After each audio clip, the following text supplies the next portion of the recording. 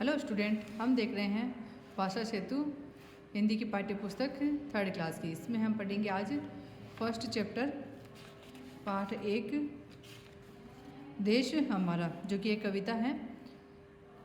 तो ये पढ़ेंगे हम आज देश हमारा। इस कविता में हमारे देश के प्राकृतिक सौंदर्य का वर्णन है। इस कविता में किसका वर्णन किया गया है? हमारे देश का जो प्राकृतिक सौंदर्य है, यानी कि प्रकृति का जो सौंदर्य है उसका वर्णन किया गया है। कवि अपने देश को दुनिया के सभी देशों से अधिक सुंदर मानता है। ये जो कवि है, कवि किसको कहते हैं? जो कविता लिखता है, कविता लिखता है उसे कवि कहते हैं, और जो लेख लिखता है उसे लेखक कहते हैं। तो ये जो कविता लिखी है इसका कवि क्या कह रहा है, क्या मान रहा है वो? कि अपने देश को दुनिया के सभी देशों से सुंदर मान रहा है। कि अपना जो देश है, भारत देश, वो दुनिया के सभी देशों से सुंदर है। प्रकृति की हमारे देश पर विशेष कृपा दृष्टि है, जिसके कारण देवताओं का नंदनवन भी उसके सामने फीका है। कवि क्या कह रहा है इसमें? कि प्रकृति यानी जो हमारा पर्यावरण है उसकी हमारे देश पर विशेष कृपा दृष्टि है, यानी कि बहुत ही खास है हमारे देश पर इसकी कृपा दृष्टि, यानी कि उसकी कृपा, जिसके कारण देवताओं का नंदनवन भी उसके सामने फीका है। कि हमारे देश की प्रकृति ऐसी है, हमारे देश का पर्यावरण ऐसा है कि उसके सामने देवताओं का जो नंदनवन है वो भी फीका है, यानी कि वो भी कुछ नहीं है। कविता के अंत में कवि राष्ट्रीय एकता की ओर संकेत करते हुए सभी देशवासियों से एक एक साथ मिलकर रहने का आग्रह करता है। क्या कह रहा है कवि? कि हमारा प्राकृतिक सौंदर्य भी बहुत अच्छा है, तो हम सभी को राष्ट्रीय एकता की ओर संकेत कर रहा है वो, कि राष्ट्रीय एकता, हमारे देश की जो एकता है उसकी ओर वो इशारा कर रहा है कि सभी देशवासियों को एक साथ मिलकर रहना चाहिए। ऐसी वो प्रार्थना कर रहा है, आग्रह कर रहा है, अनुरोध कर रहा है। कौन कर रहा है? इस कविता का कवि, कि सभी को एक साथ मिलजुल कर रहना चाहिए, बिना किसी भेदभाव के हम सब एक साथ रहें। अब देखिए कविता शुरू करते हैं। सबसे सुंदर सबसे प्यारा देश हमारा, ऊंचा पर्वत राज हिमालय, पहने हिम का ताज हिमालय, कंचन नदियाँ दूध की धारा देश हमारा। कवि कह रहे हैं कि सबसे सुंदर है। जैसा कि मैंने पहले बता दिया कि कवि अपने देश को सबसे सुंदर देश मान रहा है, तो सबसे सुंदर है और सबसे प्यारा है, यानी कि बहुत ही अच्छा है देश हमारा, हमारा भारत देश। हमारा भारत देश सबसे सुंदर और सबसे प्यारा है। ऊंचा पर्वत राज हिमालय, ऊंचा कौन है यहाँ पर? पर्वतराज। पर्वतराज किसे कहते हैं? पर्वतों का राजा। किसको कहते हैं? हिमालय को। कि पर्वतों का राजा कौन है? हिमालय, यानी कि जितने भी पर्वत हैं उन सब का राजा कौन बन गया? हिमालय है। इसलिए हिमालय को क्या कहते हैं हम? पर्वतराज। पहने हिम का ताज हिमालय, और जो ये हिमालय पर्वत है वो किसका ताज पहन रखा उसने? ताज यानी क्या होता है? मुकुट। तो किसका मुकुट पहन रखा उसने? तो हिम का अर्थ होता है बर्फ, क्योंकि हिमालय के ऊपरी भाग में बहुत बर्फ जमी हुई रहती है, तो ऐसे लगता है कि जैसे बर्फ का मुकुट पहन रखा है हिमालय ने। कंचन नदियाँ दूध की धारा देश हमारा, और हमारे यहाँ पर जो नदियाँ बह रही है वो कैसी है? सोने की नदियाँ दूध की धारा बहा रही है देश हमारा, हमारे देश में। धवल हिमालय का यह प्रांगण, गंगा नित धोती है आंगन, मेघ बरसते रस की धारा देश हमारा। कि धवल का अर्थ होता है सफ़ेद। हिमालय का यह प्रांगण का अर्थ होता है आंगन, जो खुली जगह होती है वो। तो बताया है इसमें कि सफ़ेद हिमालय का जो ये आंगन है, क्या करती है यहाँ पर? गंगा नित धोती है आंगन, और गंगा क्या करती है? नित यानी रोज धोती है आंगन, और रोज गंगा इस हिमालय के आंगन को धो रही है। मेघ बरसते रस की धारा देश हमारा। मेघ यानी होता है बादल, बरस रहे हैं कैसे? रस की धारा के जैसे बादल बरस रहे हैं हमारे देश में। आगे हैं, लहरें आ चरणों को धोती, बिखराती ला ला कर मोती, सिर धुनता है सागर खारा देश हमारा। लहरें क्या कर रही हैं? कि भारत देश के दक्षिण में एक सागर है, हिंद महासागर। तो हिंद महासागर क्या कर रहे हैं कि हिंद महासागर की जो लहरें हैं वो क्या कर रही है? चरणों को धोती, ये आकर चरण, चरण यानी होता है पैर, पैरों को धो रही है। किसके पैरों को? भारत माता के, हमारे देश के या भारत माता के पैरों को लहरें ला लाकर धो रही है। बिखराती ला लाकर मोती, और जब वो चरण धोती है तो मोती ला लाकर बिखेरती है। सिन धुनता है सागर खारा देश हमारा, कि सिर धुनता है यानी कि दुख प्रकट कर रहा है। कौन? सागर खारा, यानी कि जो समुद्र है वो कैसा है हमारा? खारा है, नमकीन है। तो ऐसे लगता है कि वो दुख प्रकट कर रहा है या पश्चाताप कर रहा है हमारे देश में। आगे है, मलय पवन करता है वंदन, अंग राग करता ले चंदन, राग पराग सुरभि की धारा देश हमारा। हमारे देश में क्या है कि मलय पवन करता है वंदन। मलय पवन कि पर्वत का नाम है मलय पर्वत है, वो कर रहा है वंदन। किसका वंदन कर रहा है? हमारे देश का वंदन कर रहा है, प्रणाम कर रहा है या नमस्कार कर रहा है हमारे देश के। अंग राग करता ले चंदन, और इस मलय पर्वत पर क्या है? चंदन के पेड़ हैं जो हमारे देश का अंगराग है। अंगराग यानी शरीर पर लगने वाला उबटन, जो लेप लगाते हैं वो।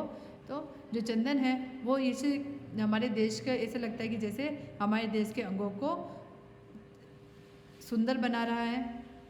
राग पराग सुरभि की धारा देश हमारा। राग यानी रस, प्रेम और सुगंध से हमारे देश को, हमारे देश में राग यानी कि प्रेम, सुगंध और रस की धारा हमारे देश में बह रही है। आगे देखिए, कलियां हैं मुस्कान लुटाती, गलियों में मधुकट लुढ़काती, बेसुध से भ्रमरों की धारा देश हमारा। कलियां क्या कर रही है? कलियां, जो फूलों की जो छोटी छोटी कलियां होती हैं, वो ऐसे लगता है कि जैसे वो मुस्कुरा रही है, तो अपनी मुस्कान वो लुटा रही है। गलियों में मधुकट लुढ़काती, और गलियों में क्या कर रहे हैं वो? मधुकट यानी कि शहद, लुढ़काती यानी नीचे गिरा रहे हैं। बेसुध से भ्रमरों की धारा, जो भ्रमर भंवरे होते हैं वो बेसुध होकर ऐसे लगता है कि जैसे वो प्रवाह में बहते हुए गलियों के अंदर शहद लुढ़का रहे हैं या नीचे गिरा रहे हैं। इस देश की अजब कहानी, फूल फलों ऋतुओं की रानी, देवों का नंदन बनहारा देश हमारा। कि हमारे देश में जो धरती है, इस धरती की अजब कहानी, कि हमारे देश की धरती की बिल्कुल अलग ही कहानी है। क्या कहानी है यहाँ की? कि फूल फलों ऋतुओं की रानी। यहाँ पर फूल और फल कैसे होते हैं? ऋतु के अनुसार होते हैं। तो फूल फल ऋतुओं की रानी यानी कि बसंत ऋतु के बारे में बताया है कि यहाँ पर फल और फूल अलग अलग ऋतुओं के अनुसार होते हैं। तो देवों का नंदन बनहारा, तो ये जो अलग अलग ऋतुएं होती है और उनके अनुसार जो फल फूल उत्पन्न होते हैं, तो उसको देख उसके सामने देवताओं का नंदन वन भी हारा है, यानी कि देवताओं का नंदन वन भी फीका है, कुछ नहीं है। क्योंकि नंदन वन को ना देवताओं के राजा इंद्र का वन जो सबसे सुंदर वन है, कि राजा इंद्र है, देवताओं के राजा इंद्र, उनका एक वन है जिसका नाम है नंदन वन। वो भी हमारी धरती के वातावरण के सामने, पर्यावरण के सामने फीका है। यह भारत की है फुलवारी, हमको है प्राणों से प्यारी, पशु पक्षी सबको है प्यारा देश हमारा। कि हमारे देश में यह भारत की है फुलवारी, फुलवारी होता है फूलों का बगीचा, हमको है प्राणों से प्यारी, कि ये भारत देश की जो फुलवारी है, फूलों का जो बगीचा है, वो हमें हमारे प्राणों से भी प्यारा है, यानी कि हमारे जान से भी प्यारा है। पशु पक्षी सबको है प्यारा देश हमारा, और सिर्फ हमें ही नहीं, यह तो हमारे देश के पशु पक्षियों को भी बहुत ही प्यारा है, बहुत ही प्रिय है हमारा देश। एक देश में रहने वालों आओ सबको गले लगा लो, हम सब एक हैं एक ही नारा देश हमारा।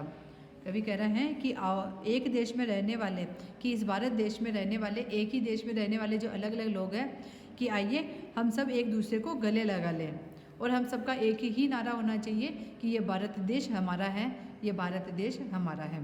यानी कि इस देश में रहते हुए हमें भेदभाव या अलग अलग मन मुटाव नहीं रखना चाहिए, और सबको एक समान या एक मानते हुए हम सबको गले लगा लेना चाहिए और प्रेम से रहना चाहिए। तो ये था आपका फर्स्ट चैप्टर देश हमारा, जिसका हिंदी अर्थ है। अब आगे देखिए इस पाठ के शब्दार्थ देखते हैं।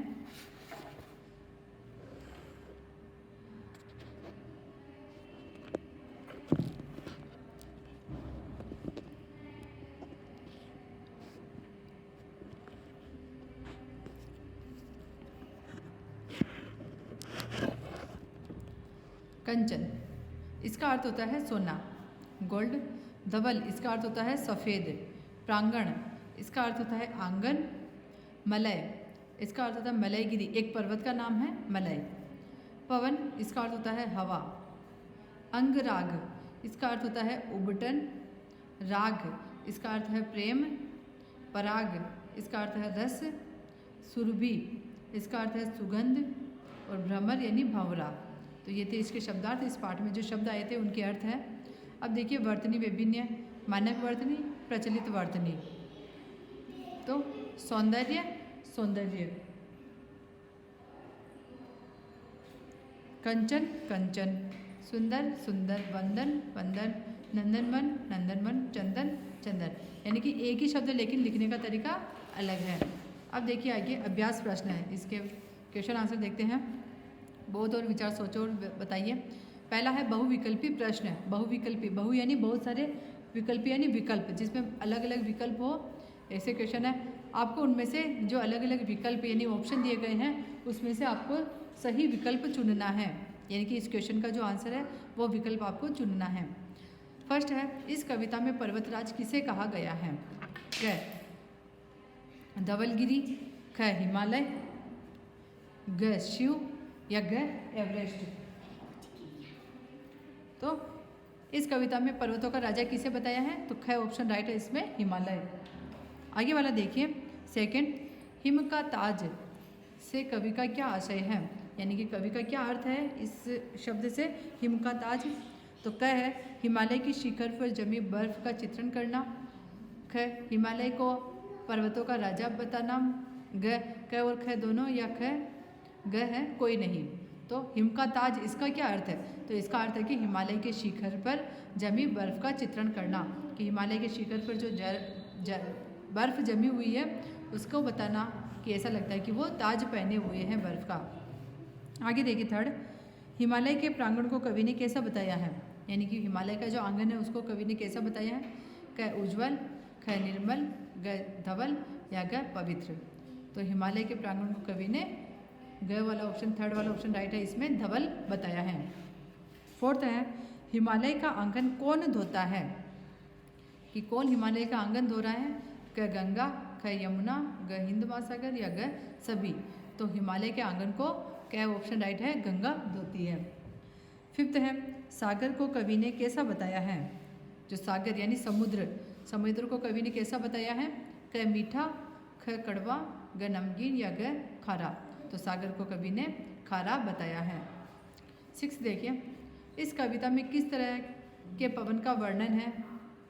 क शीतल पवन, ख उष्ण पवन, ग मादक पवन या ग मलय पवन। तो इस कविता में किस तरह के पवन का वर्णन किया गया है? तो इसमें मलय पवन का वर्णन किया गया है। सेवंथ क्वेश्चन है, कवि ने किसे प्राणों से प्यारी कहा है? ये अपने प्राणों से प्यारी किसको कहा है? क ऋतुओं की रानी को, ख नंदनवन को, ग पशु पक्षियों को या ग भारत की फुलवारी को। तो कवि ने भारत की फुलवारी को अपने प्राणों से भी प्यारा कहा है। अब देखिए इसके आगे वाले प्रश्न मौखिक प्रश्न। पहला है, हमारे देश के उत्तर में क्या है? कि उत्तर, उत्तर यानी उत्तर दिशा में क्या है? तो उत्तर हो जाएगा हिमालय पर्वत। सेकंड क्वेश्चन है, भारत की किन्हीं दो नदियों के नाम बताओ। कि भारत की कोई सी भी दो नदियों के नाम बताने हैं, तो हो जाएगा गंगा और यमुना। थर्ड है, अपने देश की कोई दो विशेषताएं बताओ। तो क सभी देशों से सुंदर है और दूसरी हो जाएगी राष्ट्रीय एकता। तो हमारे देश की दो विशेषताएं कौन सी है? कि हमारा देश सभी देशों से सुंदर है और हमारे देश में राष्ट्रीय एकता है। फोर्थ क्वेश्चन है, हमारे देश की प्रमुख ऋतुएं कौन कौन सी है? तो हमारे देश की प्रमुख ऋतुएं हैं सर्दी, गर्मी और वर्षा ऋतु। फिफ्थ क्वेश्चन है, हम सब एक कैसे हैं? कि एक कैसे हम? कि बिना किसी भेदभाव को माने हम सब एक है, कि हम किसी प्रकार के भेदभाव को नहीं मानते हैं, इसलिए हम सब एक हैं। आगे हम सेकंड वाले का फर्स्ट क्वेश्चन है कि पर्वतराज हिमालय से मिलने वाले दो लाभ लिखो। क्या है दो लाभ हमें हिमालय से? कि एक तो है कि हिमालय हमारे देश की रक्षा करता है और दूसरा है कि हिमालय से निकलने वाली गंगा नदी किसानों की खेती के लिए लाभदायक है। सेकंड क्वेश्चन है, गंगा नदी हमारे लिए क्यों महत्वपूर्ण है? क्यों हम गंगा नदी जो कि देश की बड़ी नदी है वो हमारे लिए क्यों महत्वपूर्ण है, क्यों इम्पोर्टेंट है? तो उत्तर हो जाएगा क्योंकि गंगा नदी का जल सिंचाई के लिए बहुत उपयोगी है और हमारे देश में पवित्र कार्यों के लिए इसका जल महत्वपूर्ण है। इस कारण गंगा नदी हमारे लिए महत्वपूर्ण है। क्या है कि गंगा नदी का कि इसका जल सिंचाई के लिए भी काम में आता है और इसके जल में हम पवित्र कार्य भी करते हैं, इस कारण इसका जल महत्वपूर्ण है। आगे देखिए, थर्ड क्वेश्चन है भारत के दक्षिण में क्या है? तो भारत की दक्षिण दिशा में क्या है?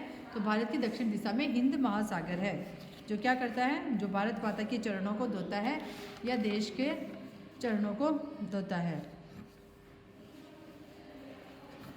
आगे है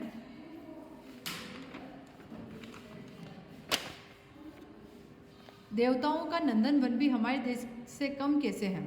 कि देवताओं का जो नंदन वन यानी कि सबसे सुंदर वन है देवताओं का, वो भी हमारे देश से कम कैसे है? उत्तर हो जाएगा हमारे देश पर प्रकृति की विशेष कृपा दृष्टि बनी हुई है, जिसके कारण यहाँ पर अलग अलग ऋतुओं के अनुसार फल फूल उत्पन्न होते हैं, जो कि देवताओं के नंदन वन से भी बढ़कर है। फिफ्थ क्वेश्चन, हमारे देश की सबसे बड़ी विशेषताएं क्या है? तो हमारे देश की विशेषता क्या है? सबसे बड़ी राष्ट्रीय एकता, यानी कि पूरे देश में एकता का भाव हमारे देश की सबसे बड़ी विशेषता है। आगे वाला क्वेश्चन देखिए कि निम्नलिखित पंक्तियों के अर्थ लिखो। यहाँ पे जो ये पंक्तियाँ दी गई हैं इनके अर्थ लिखने हैं कि मलय पवन करता है वंदन, अंग राग करता ले चंदन, राग पराग सुरभि की धारा देश हमारा। तो इन तीनों पंक्तियों का अर्थ बताना है। तो इनका अर्थ होगा कि इन पंक्तियों में कवि कहना चाहता है कि मलय पर्वत पर बहने वाली हवा हमारे देश को नमस्कार कर रही है और चंदन उबटन का कार्य कर रहा है, यानी कि हमारे देश की सुंदरता बढ़ा रहा है। प्रेम रस और सुगंध की धारा हमारे देश में बह रही है। ये अर्थ है इन तीनों लाइनों का। ठीक है, आगे वाला क्वेश्चन देखिए, भाषा बोधन यानी कि जो व्याकरण है उसके प्रश्न है ये। पहला प्रश्न देखिए, निम्नलिखित शब्दों के दो दो पर्यायवाची लिखो। पर्यायवाची यानी कि जो समान अर्थ बताता है एक दूसरे का, उसे पर्यायवाची कहते हैं। तो पहला है हिमालय। हिमालय का पर्यायवाची यानी कि इसका दूसरा नाम क्या हो गया? पर्वतराज। और क्या हो गया? हिमताज, यानी कि हिम का ताज पहनने वाला। नदी, इसको कहते हैं सरिता तटिनी। गंगा, इसको कहते हैं भागीरथी या मंदाकिनी। सागर, इसका नाम है समुद्र और जलधि। पवन, इसका नाम है हवा और वायु। तो ये एक ही शब्द के अलग अलग नाम है। जैसे कि अगर आपका नाम हो घर पे, आपका नाम सोनू है और आपको ही अगर किसी दूसरे नाम, स्कूल में दूसरा नाम है, घर पे सोनू है, तो आप हो तो एक ही लेकिन नाम आपके अलग अलग हैं। आगे सेकंड क्वेश्चन देखिए, निम्नलिखित शब्दों के अर्थ लिखो और वाक्य बनाओ। आपको इन शब्दों के अर्थ लिखना है और वाक्य बनाना है। तो ये जो शब्द है इसका अर्थ क्या हो गया? तो हिम का अर्थ हो गया बर्फ, और इसका वाक्य में प्रयोग करते हुए बनाएंगे हम, हिमालय की शिखर पर बर्फ ही बर्फ है। आगे देखिए, कंचन, इसका अर्थ होता है सोना, मेरे पास सोने की चेन है। धवल, इसका अर्थ होता है सफ़ेद, तो इससे वाक्य प्रयोग होगा कि मेरी पुस्तक सफ़ेद है। वंदन, इसका अर्थ होता है प्रणाम, तो इससे वाक्य बनेगा कि हम भगवान को प्रणाम करते हैं। तो ये हो गया आपके शब्दों का अर्थ बताते हुए उनका वाक्य प्रयोग। अब देखिए आगे वाला लास्ट क्वेश्चन है कि इस कविता में आए 5 संज्ञा शब्द लिखो। संज्ञा जानते हो, किसी भी व्यक्ति का नाम हो गया, किसी भी वस्तु का नाम हो गया, या किसी भी जगह का नाम हो गया, तो वो क्या है? संज्ञा है। तो इस कविता में कौन कौन से संज्ञा शब्द आए हैं वो लिखना है। तो जैसे कि पहला है हिमालय, ये जगह का नाम है, पर्वत का नाम, नदी, मलय पर्वत, गंगा और भारत। तो ये क्या है? संज्ञा शब्द हैं। तो ये आपका फर्स्ट चैप्टर कंप्लीट हुआ, जिसमें हमने इस पाठ का अर्थ भी समझा है और इसके क्वेश्चन आंसर भी हमने कंप्लीट कर लिए हैं। नेक्स्ट चैप्टर हम नेक्स्ट वीडियो में देखेंगे। Okay, thank you.